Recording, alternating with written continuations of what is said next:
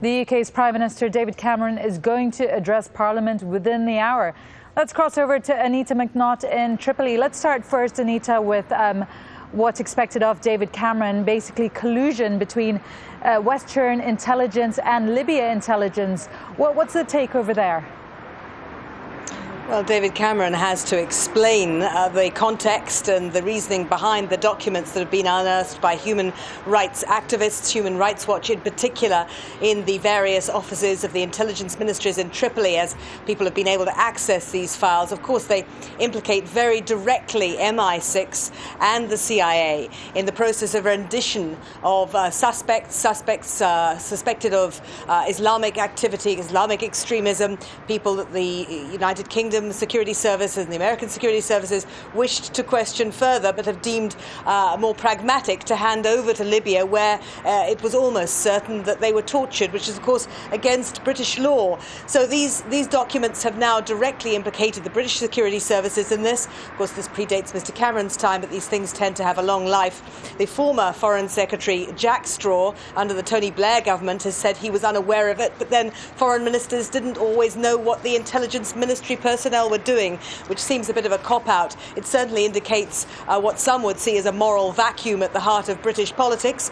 And David Cameron is going to have to explain to Parliament and to the British people exactly why the British security services felt they were entitled to take this action. It really has backfired very badly on the British government. And Anita, one of the interesting things is that one of the leaders of the rebel military forces there was one of the victims of this rendition. Speaking of military, what is happening on the ground over there? They're holding back on BANI WALID. Meanwhile, Sirte is also being surrounded. Can you tell us what the movements there are?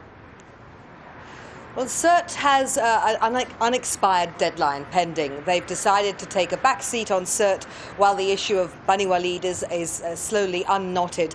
And you heard from one of the senior negotiators just there, Mohammed Bashir, that they are prioritising lives over action, that if they could possibly move into BANI WALID without shedding another human life, that would be in everyone's best interests. We understand that negotiations are going on now at a senior level with some of the intellectuals and academics and senior religious figures in the town in an attempt to bring some sense to the proceedings.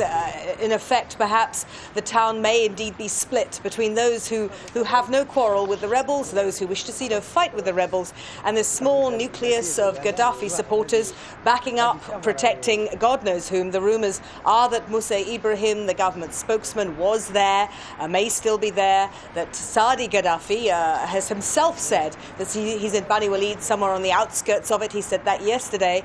So feeling that they're protecting some senior figures in the regime, they're holding out. But if sense can be brought to bear on it, I think everyone will be happier.